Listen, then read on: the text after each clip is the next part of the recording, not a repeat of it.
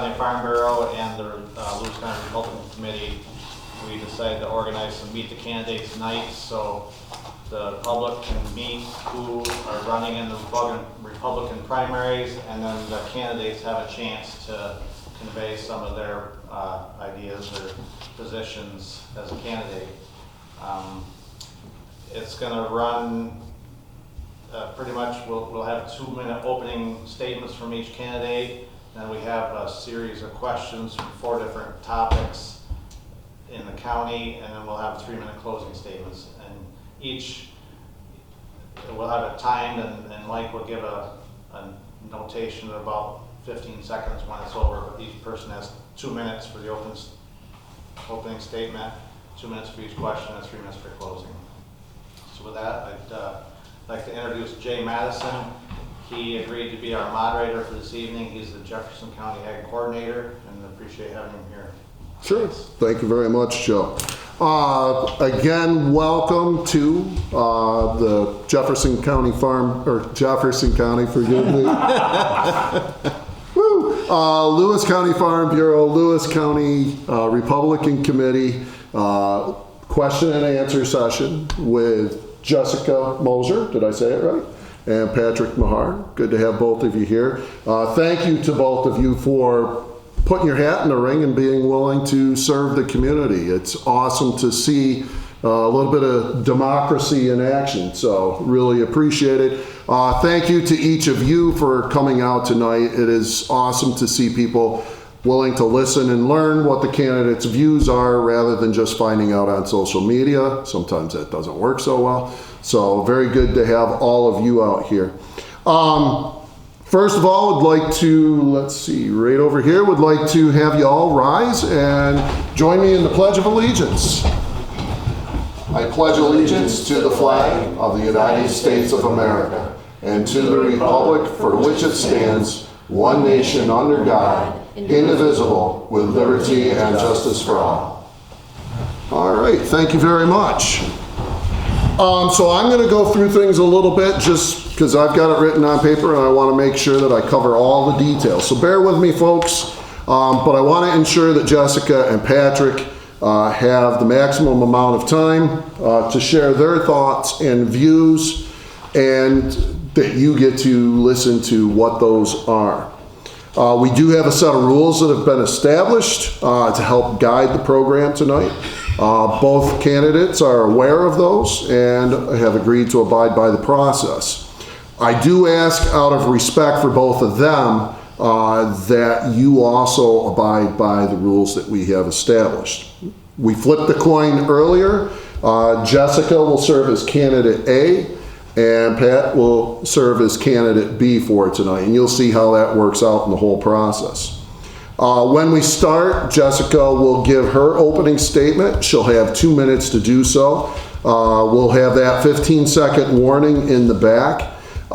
If the candidates start to run over, then I get to say, hey, you're getting long-winded, and I'm the only one allowed to do that tonight, and I can get very long-winded, so you don't want me to have to do that. We're going to go through 4 different topics that have been set by the folks that organize this. There will be 2 questions for most of those. I have injected 1 question. Both candidates are aware of that other question that I've put in tonight. This is not a debate. It is a question and answer opportunity. I'll ask the questions of the candidate. They'll give you the answers. It's an opportunity to learn their viewpoints, not to debate and try to catch each other or anything like that. That's not what this is for. As I said, we've got the 2 minutes at the beginning. Each question, they'll have 2 minutes to give an answer. Again, that 15-second warning. The topics are going to be county finances, economic development, health and human services, and the future of your community. Those are the 4 topics that we'll ask the questions under. Once we complete those questions, each candidate will have an opportunity to provide a closing statement. They will have 3 minutes to complete that closing statement. Audience, you may or may not be here to support a particular candidate already. That does happen. The one thing that I ask so that we can get through this in a relatively fast order and get as much information from the candidates as possible is to hold your applause on any answer. Hold it until the end. That way they get an equal chance to participate, and then at the end you can certainly thank both of them for being willing to do this and to go through this. My understanding is it's the first time for both of you this year? Jessica? All right, so it's their first time, so go easy on them. I'm nervous, they said they're nervous, so we're gonna get through this together. So yes, please, let them see your smiling faces, but hold the applause until the end. Candidates, are you ready, Pat? Yep. Jessica, are you ready? Okay. Audience, are you ready? Yeah. All right, very good. We're all set with the timekeeper. So let's begin. Jessica, would you give us your opening statement? You have 2 minutes to do so. Sure. My name is Jessica Moser. I would like to start off by thanking the Farm Bureau, the Republican Committee, and Jay Madison for hosting this event so that Mr. Mahar and myself could speak to you tonight and give you an idea of what our views are. I was appointed to the Legislator in August. I was appointed to fulfill a vacancy, and then I was elected in November to complete that vacancy. I'm not a politician. This is the only elected position I've ever held or even ran for. I was born in Lewis County General Hospital. I was raised in the town of Lovell, and I graduated from Lovell Academy in 2004. I then went on to further my education. I started at JCC, and then I went to Potsdam, where I have a bachelor's in business administration. I then went on to complete it at Albany Law School, where I graduated in 2011. Even when I was in Albany, I always knew I was coming home to Lewis County. It was always a dream of mine to come back and live at my home. I never was interested in relocating anywhere other than temporarily for school. Actually, the day I graduated from law school, I graduated in the morning, we went to have lunch, and then that night we actually moved everything out of the apartment and I moved back to Lewis County that day. Even when I was in law school, I always came home on the weekends as well, most weekends at least. My husband, Marcus, and I decided to move to the town of Denmark for our forever home when we became pregnant with my son, Logan, who's 4.5. We also have a daughter, Haley, who's 9 weeks old. He grew up in the town of Denmark. He grew up on the Wilson Road at Moserdale Dairy. They're actually celebrating their 100th anniversary this year, so the Moser family has a very long history in the town of Denmark, and we want to continue that history with the next generation as well. The reason I am running is because I want to ensure that my children and my grandchildren and your children and grandchildren have the same opportunities that I was afforded and the same upbringing that I was afforded in this county. Thank you. All right, thank you, Jessica. Good job, timekeeper in the back. All right, so Pat, it is your turn. You have 2 minutes, sir. I want to thank the Farm Bureau, the Republican Committee of Lewis County for tonight's meeting. I was born and raised in Lewis County. I'm currently 66 years old.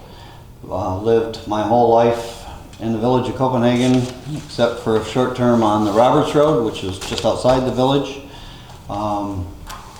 Raised my 4 children on Maple Ave, the house that I grew up in. Started working on farms when I was 14 years old. Worked for Donnie Carroll. That was my first farm job after school, before school. From 1980 to 85, I worked as a machine equipment operator for the town of Denmark as an employee. Then I moved on to Blue Seal Feeds in Watertown, worked there for 21 years delivering dairy feed to the farmers.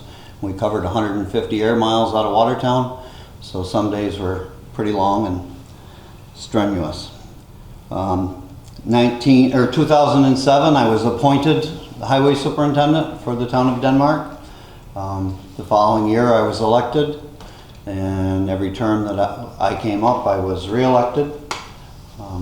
I think I've done a fair job to the taxpayers to treat everybody equally and with respect, and hope to continue to do that as your next county legislator.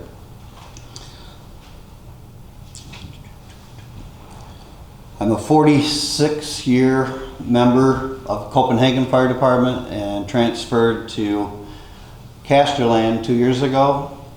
So I'm currently sitting at 48 years of service in the volunteer fire service. And I've worked my way up through the chairs as an officer and president, secretary, treasurer, held all those positions. And I was president of the state association for the highway superintendents. Thank you. Thank you very much, Patrick. All right, so we're going to go in. We just had our opening statements. We're going to go into our first topic area. And I did tell the candidates that I changed up the order of the topics just to keep them on their toes a little bit. So the first topic area will be health and human services. They are aware of the questions that we have. So we will start with Pat. I'm giving them a second to get in their places. Pat, our first question is, as a legislator, are you willing to provide subsidies, funds that could come from county taxpayer dollars, to Lewis County General Hospital to help cover the costs of medical services which cannot pay for themselves? An example might be maternity ward costs. You have 2 minutes, sir. Thank you. We've subsidized our county hospital for years. It's been a give and take. Some years they've received money and some years they've paid back money. I think we need to keep doing it in the future. If we keep it local, we control the doctors, the nurses, and everybody that works there. I think we should support the agencies that deal with these areas and make sure that they have the tools to hire the people that need to be hired up there. And I think it's a travesty that we do not have a maternity ward at this time. Thank you. Okay, thank you very much, Pat. Jessica, would you like me to repeat the question for you? No. Okay. Jessica, you have 2 minutes. I was born at Lewis County General Hospital, and my son Logan was also born there. My daughter Haley was supposed to be born there. I had her 9 weeks ago. I am one of these mothers that was personally impacted by maternity shutting down. I do support the county helping with the budget. Approximately, it changes each year, but Lewis County has always, as far as the line item goes, has always been in the negative with recent history with maternity. It could be anywhere between $800,000 and $1.3 million, depending on the year and the circumstances.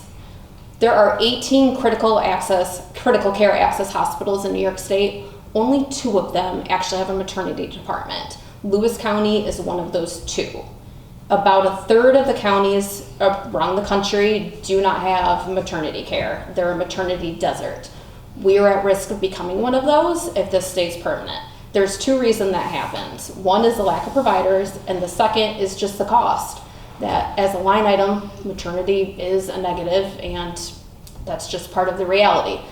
My view on this is that the cost can be mitigated, and that there are non-monetary benefits to maternity as well. Non-monetary, we are a community hospital. It is important that we provide care to all the members of the community, which includes pregnant women. Second, I believe you can lessen the deficit on the line item because the women that are giving birth at our hospital are bringing other services to the hospital as well. If they're receiving maternity care there, they're probably also receiving their primary care, and they're really the ones controlling the health care for their entire family. So if they're receiving services there, more than likely the rest of their family is as well, and I think those help mitigate the line item deficit. Okay, thank you very much, Jessica. So our second question under Health and Human Services, we'll start with you, Jessica. As a small rural county, this area has limited resources to provide those struggling with drug abuse and addiction. What do you believe the county should be doing to address these issues? This is a problem that encompasses many different issues and touches many different aspects of life. I don't believe you can look at it from just a drug-related purpose. The main concern I have is that these issues are problems not just for Lewis County, they're problems for New York State and the nation in general. What the county can do is they can provide information and resources to the families of loved ones that are trying to get help for them. It's going to take more than just the county. The county cannot fix this on their own. It's going to take churches, it's going to take the schools, every agency with the county and the family in general. It's really going to be more the outreach that we can help with. Two concerns I do have with this is bail reform and the red flag laws. Bail reform means we no longer have these people in our control. They're being arrested, they're being arraigned, and then they're being released, and we're just hoping for the best. Because we no longer have them, we can't put them in the treatment processes, we can't get them the assistance they need. You'd have to lobby Albany to try to get that changed. Probably not a priority with Albany, but that is something we need to keep in mind. The other thing is red flag laws. The red flag laws basically are forcing someone to choose between getting assistance and getting help for mental health issues, which usually goes hand in hand with drug-related issues, or possibly giving up their civil liberty. If you go get help for mental health issues, you're at risk of losing your right to possess and bear arms. And that is a big issue that we need to consider, is that we're basically deterring people and discouraging them from getting the help they may need. Thank you very much, Jessica. Pat, would you like me to repeat the question? No, thank you. Okay, you have 2 minutes. We do have a mental health issue. I think a lot of people hide it. They don't want to deal with it. And I think we need to educate in the schools. I think we need to educate through social services. Like Jessica said, the bail reform and the red flag laws have just decimated what you can do to get help. It's terrible. But New York City kind of runs this state, and that's where we're at with that. I believe that there's help available if people want it. It's hard to get people to reach out and take advantage of it. That's all I have. Thank you very much, Pat. Okay, just checking in with the audience. Can everybody hear okay? Thank you. All right, so we're going to move on to our second topic for tonight, and that is county finances. So, first question we'll start with Pat. Budgeting for the county with its diverse financial responsibilities is a large part of your potential role as a legislator. Please explain your stance on balancing the need to maintain and improve services and programs offered by the county while remaining fiscally responsible to the taxpayers. You have 2 minutes. We have to look at programs that pay back to the county, short-term and long-term. Short-term, what benefits to the county, what doesn't work, what does work. Long-term, what it's going to cost us down the road to maintain these stuff. County fund balance is healthy now, and have to try and balance this with having too much. Because people look at a healthy fund balance and, why are my taxes so high, and they're carrying over X number of dollars every year. It's a fine act. As highway superintendent, I have to try and stay within my budget. It's not always possible. The snow is what it is here in Lewis County. Some days it's nice, some days it's not so nice. So some days you don't plow, some days you do. So some days you go over budget and some days you don't. The county's no different. They have 4 plow routes that they have to maintain, and we have to try our best to stay within the budgets that each department head requests every year. We just have to make sure that we give them what they need and not what they want, and go from there. Thank you very much, Pat. Jessica, would you like me to repeat the question for you? Okay. You have 2 minutes. So if you compare today's money versus what it was 10 years ago, it certainly feels like the dollar doesn't go nearly as far as they used to. More and more families are living paycheck to paycheck, and it's harder and harder to make ends meet. That's because inflation has increased by 30% over the last decade. The cost of college education has gone up 20%. And if you go to the grocery store, it's painfully obvious the cost of food has gone up by 30%.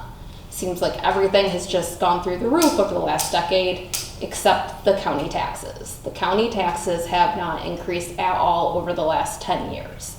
The reason we've been able to do that is because we practice conservative financing. If you keep your budget low and you keep your expectation low, then that gives you the ability to plan for the unknown.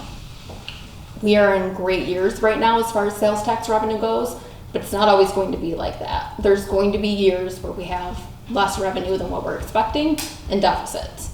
By having the conservative financing in place, that puts us at a better situation to hopefully not have a deficit, or if we do, we have the funds set aside, invested to offset that. The reason I'm happy with that is because if sales tax goes down and the county finances get hurt, your checkbook probably also has gone down and is hurt. So I'd like the county to not then be reaching out to you asking for extra money for taxes. Lewis County just went through an audit and they had a great review. We're expected to have a $3.3 million surplus this year, which, as Pat referenced, we do have to do a balancing act. You can't collect too much. But at the same time, I would point out that the federal budget is expected to be a $1.5 trillion deficit. So if we could get the federal government to follow the same conservative financing that Lewis County government does, we'd be in a much better situation overall. All right, thank you, Jessica. Okay, so our next question, we'll start with Jessica. How important is it to Lewis County to seek grant money through state, federal, and other sources? You have 2 minutes.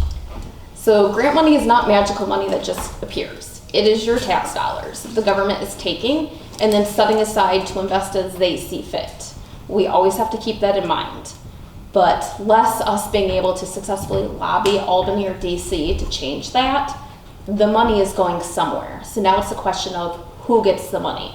Do we want DC to take the money, or are we going to fight for a federal grant in Lewis County? Same thing with New York. You can either give the money to Albany and Hochul, or you can take it in Lewis County.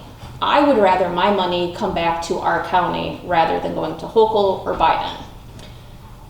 I want to see our money brought back into our economy to invest with our neighbors and our friends and in our community to create jobs for our people. If we give money back to Biden or Hochul, I'm afraid that we will never see it again. No one may ever see it again. You don't know where it's going to go, whose pocket it'll go in, and if it'll ever be a good investment. I believe that Lewis County money coming back to Lewis County businesses and people is the best reinvestment for our people. I would also point out that this is money we're fighting for. So if we don't take the money, another county could. And right now, Lewis County has been successful in fighting for grants. We actually are receiving more money back from Albany than we're paying into Albany. So that is one thing to keep in mind, that although this is tax money and it's your tax dollars you're using, we want it back here and not turning it over to Albany or DC. Thank you, Jessica. Pat, would you like me to repeat the question for you, sir? All set. Go ahead. 2 minutes. I think it's very important to get all the grant money that we can get. As Jessica said, that it's going to go somewhere, and if we don't take advantage of it and we turn it down, we may not never see another grant. A lot of the grants have revitalized downtowns. Lowville is a very good example of what they've done with grant money down there. Some of it goes to Naturally Lewis. They do a great job with what they do for funding of economic development and stuff in the county. I just can't see passing it up. It's our tax dollars, but it's everybody's tax dollars throughout the whole country. Thank you. Thank you, Pat. All right, folks, we're going to go into our third topic area. This one is economic development. I like economic development. It's what pays my bills. So make sure your answers are good. Anyways, first question, we'll start with Pat. You'll have 2 minutes, sir. What is your role as a legislator to bring economic stability to the county? My role as a legislator is to continue to work with the towns and help them to grow. As far as stability, it's a fine act, a balancing act. Everybody's competing for economic development, and you have to look at what it's going to create, how many jobs they're going to create, how much is going to be invested in the community that it's going into.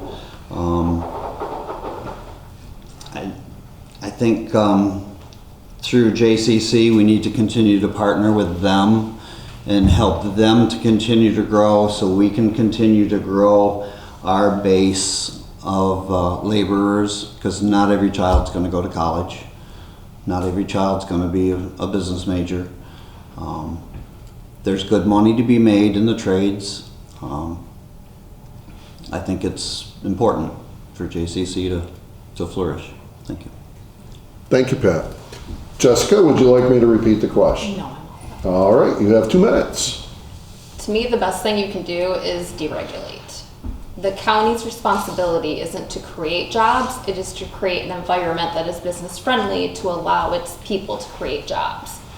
The best way to do that is through deregulation. You need to get rid of the red tape, stop having so many hoops to jump through, and you also just need to streamline the process. I sit on the board of the IDA, and that is a helpful resource for this. Essentially, if you have a goal on day 1, you should be able to sit down with IDA on day 2, start implementing that plan on day 3, and have your business open a couple days after that. That would be the ideal situation. Right now, that's not happening. I am a small business owner. I'm also an attorney. And I have clients that come to me all the time and say, I tried doing this on my own. I tried doing the process. It was too overwhelming. I need help with it. I've got to imagine for every client that comes to me and tries retaining my services, there's another person that starts the process, gets overwhelmed, and just gives up and walks away. That is a huge potential that you just lost by doing it. You also shouldn't need to hire a lawyer to go through the process. You're already spending money left and right when you're creating a business. You're quitting your job, you no longer have a stable income coming in, you're spending money on rent, utilities, inventory, supplies, employees. You've got money going out left and right. The last thing you need to do is hire an attorney to help you through the process, or even if you do it on your own, now you're paying permit fee and application fees. Money is tight for small businesses. The last thing you need is to have all these extra red flags and red tape to jump through to do this.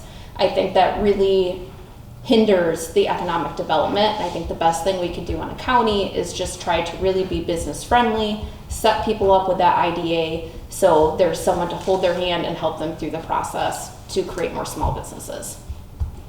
All right, thank you very much, Jessica.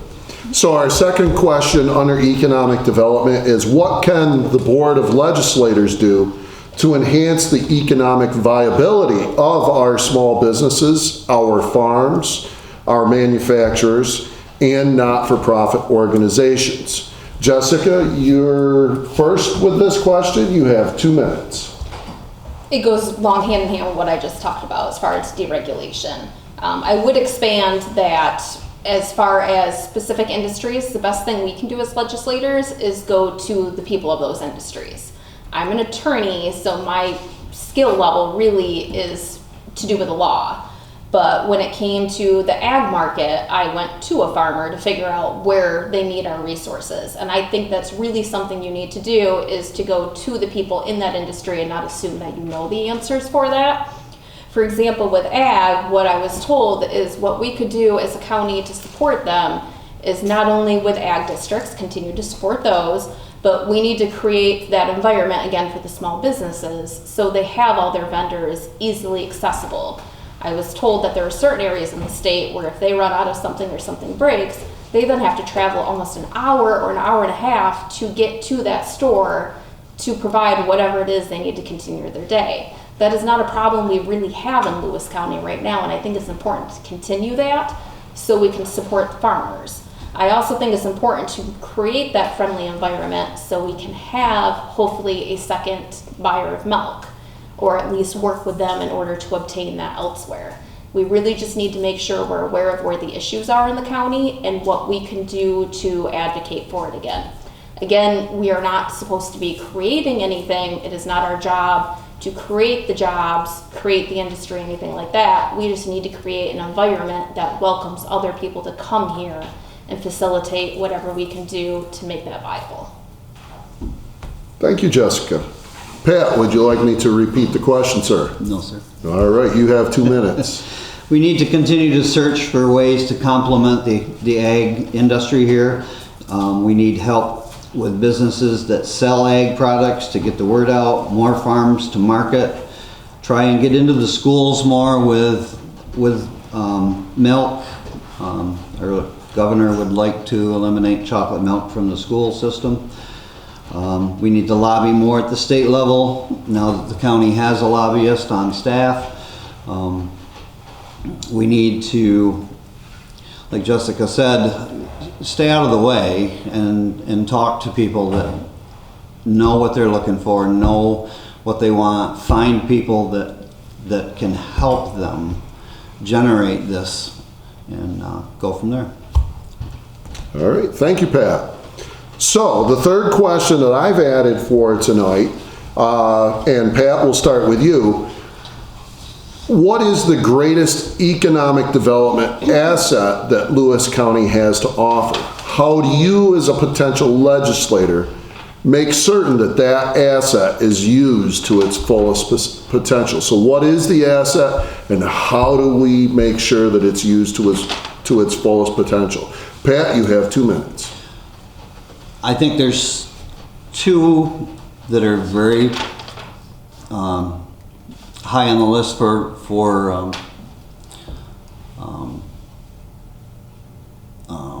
what's the word I'm searching for?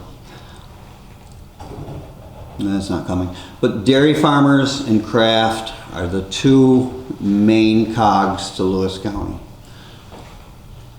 Most of the milk in Lewis County goes to craft. Craft makes good products. They have good paying jobs. It's very important that they stay.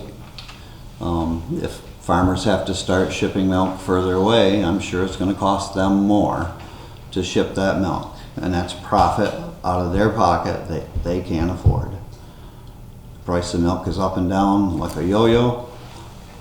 It'd be great if it could get a fixed income so you know what you're going to get paid, but that's not going to happen. The second part was? The second part is, how do you use that asset to your fullest potential? The fullest potential is to keep craft here, keep the milk flowing into them. If it's possible, get them to add on again. Another product line would be great. Do what we can to make it affordable for them to stay here. That's it. Thank you, Pat. Jessica, would you like me to repeat that question for you? You have 2 minutes. I think our greatest assets, ag would be the first one. I also think recreation has quite a bit of availability there, and our youth, I would say, is the most. Our youth is our future. If we don't have youth, we don't have a future. We already have a decreasing population. I think it's very important that we do what we can to retain our youth and even attract other youth. One way I think would be a great way to do that is really looking at the BOCES program. There's a lot of skilled labor out there that we have shortages of. And if you look at our job force, there's a lot of areas that we just don't have the people we need to go into it. BOCES is working with the school systems, and the county is involved with this as well, to basically identify where those gaps are and how we can help fill those. I actually spoke to someone from BOCES earlier tonight, and we were discussing the new program, which is the heavy equipment operators.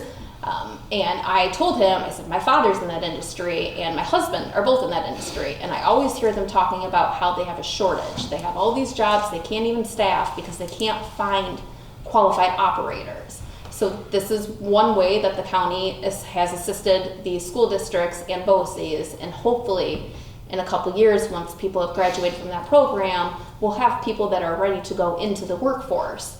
Same thing that we are doing right now with the lack of first responders. The county is working with the school districts and with BOCES to create a program, and the county is providing some funds to do that, essentially so we can have these things, with the idea of we need to look a few years down the road, make sure these youth have jobs to come back to, and not even just jobs, careers that they can do. Recreation, I also think, is probably one of our greatest potential assets, and it has a ton of untapped potential. That we have a great snowmobile season. We need these people to understand we have assets that are recreation for 52 weeks out of the year, not just 12. Thank you very much, Jessica. Okay, so we're going to move into our fourth topic of the night, the future, what's next. Jessica, you'll be up first. Our first question is, what is your vision of Lewis County for the future? You have 2 minutes. My vision would be making sure that my children, my grandchildren, and your children and grandchildren can basically replicate the same upbringing that I had. I had every opportunity provided to me growing up in this county. My husband did as well. We both left to go to school and then came right back home as soon as we were done with school. I want our youth to have that same opportunity, that when my child calls me in the future and says, I'm done with school, whether that be college or just high school, says, I'm done, I want to come home, can you help me find a house and help me find a job? That's what I want them to be able to do. Not just live in Lewis County, but also work in Lewis County if they choose to. Again, the way we do that is we make sure there is the skilled labor through BOCES. We make sure that we're not putting up so many regulations, that we're helping these businesses come into our area so there are job opportunities for our young. We also need to make sure we're working on infrastructure, because if we don't have the infrastructure, we can't attract any of these businesses. I live a mile off a state highway and I do not have broadband. And that is something the county really has been working on, but there's still a long ways to go. And if you're going to attract this next generation and other people coming here, you have to work on those basic requirements, the infrastructure, to make it viable for companies to come here and work from here as well. I also think I really want to make all decisions based on what my children and grandchildren are going to do. I don't want to do something today that is going to burden them in 30 or 50 years. If we're spending money on something today, we need to make sure that we're not just taking the cheap way out today and making them pay for it 2 or 3 generations down the line. Thank you very much, Jessica. Pat, would you like me to repeat the question, sir? Yes, sir. All right, you have 2 minutes. Some people in Lewis County want Lewis County to stay the same. It never will stay the same. It changes every day. Snowmobile recreation in the winter, population increases greatly. ATVs, four-wheelers in the summer, it's starting to get more and more. Lewis County bought a railroad bed, wants to do something with it. I'm not privy to all the information that's there for that. I think it's a great idea. I think we should continue to move with it. The economics and the standard of living in Lewis County, I think it's improved every year. You read the JCC report that they do every year, and everybody loves living in Lewis County. I love living in Lewis County. I want my children to stay here. 2 of them chose to go to Tennessee. That was their choice. But I still think we could reach out and have children that want to stay here, want to work, play, and have fun here and raise their families here. The population loss is there. When I was growing up, there was 7 of us in my family. My wife came from a family of 8. We chose to have four children. So that plays a big factor in the future generations.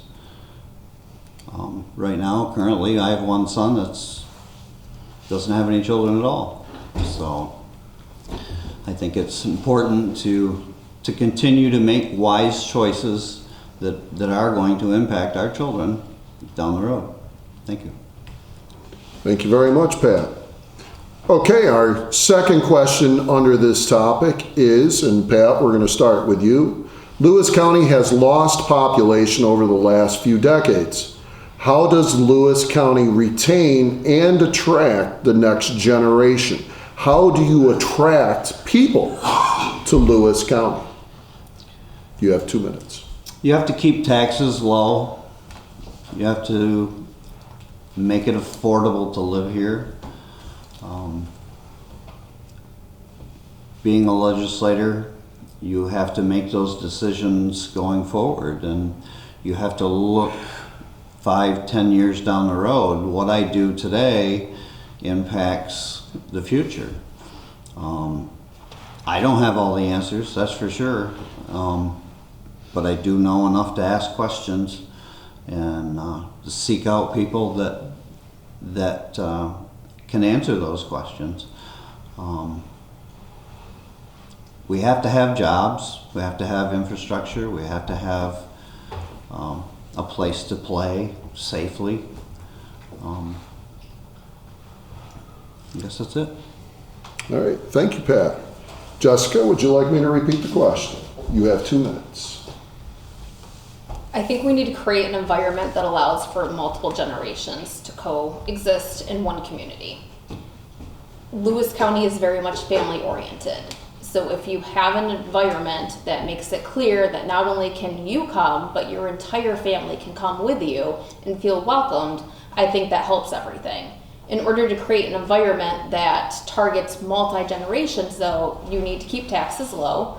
Our seniors are on fixed incomes, and our younger generation isn't making a ton of money right off the bat. So you need to have low taxes, low cost of living, which is more than just taxes.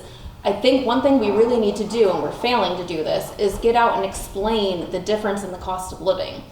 People coming out of school, whether it be college or high school, all they see is the salary difference between what a Lewis County job offers and what a city job offers.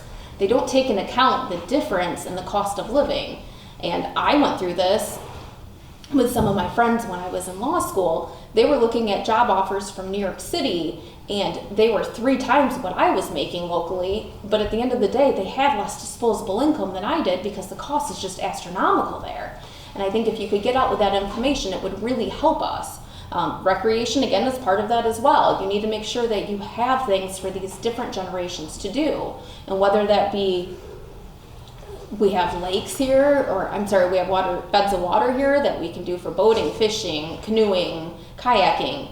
We have walking trails, we have biking trails, we have all these different options. We have the snowmobile trails, the four-wheeling trails. We have the ability to really expand this to attract people. Again, you've got people coming up for 12 weeks out of the year. We can get them to see that we have 52 weeks of the year of things to offer them.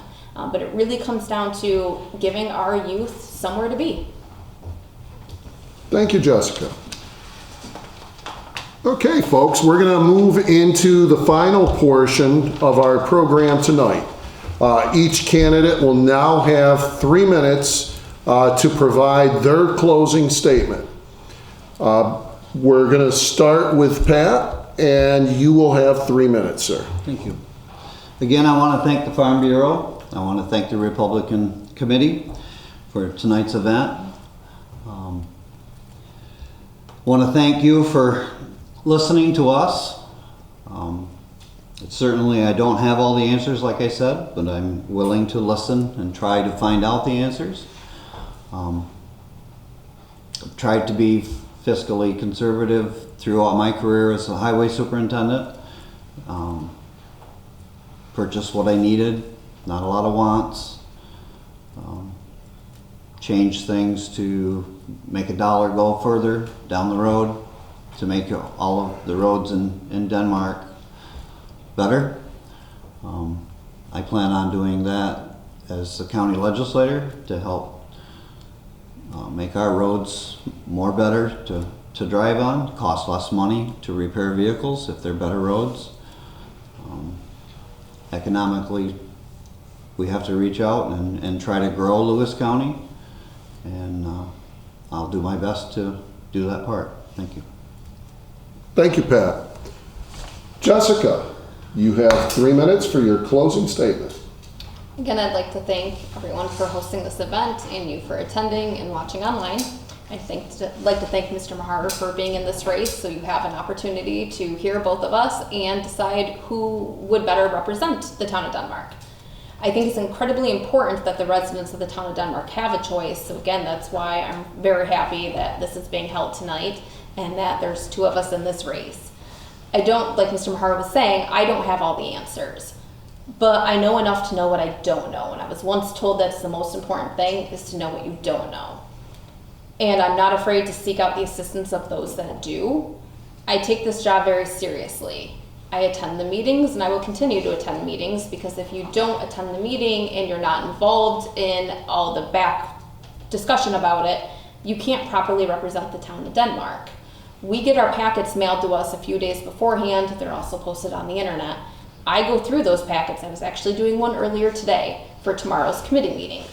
I go over everything there and then I review the pertinent resolutions or discussions with people that know more about it than I do. And I've got to tell you, there was one over the weekend where I was taking one stance on it.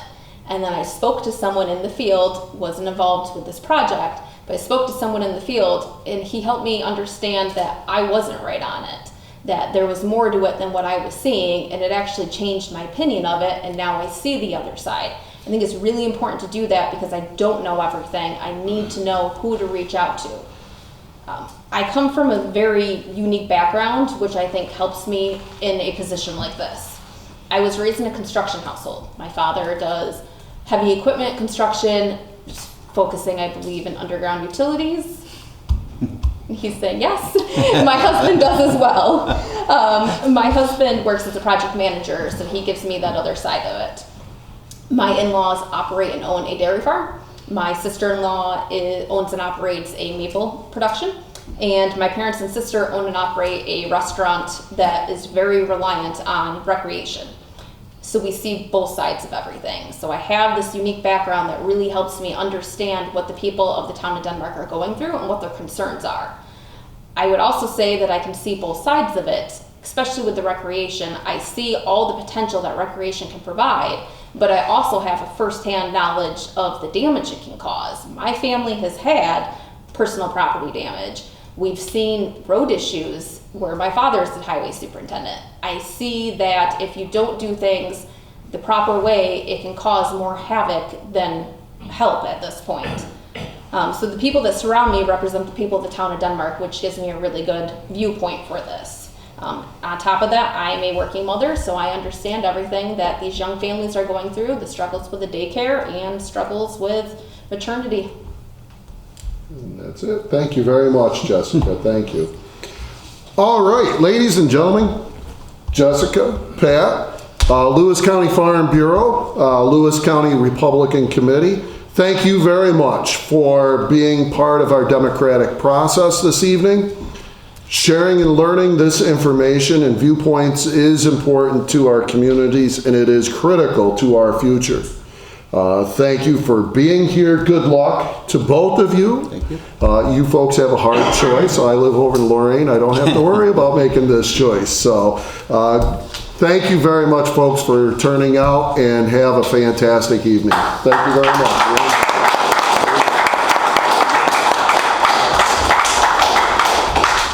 Thank you very much. Thank you. I'm checking my pen.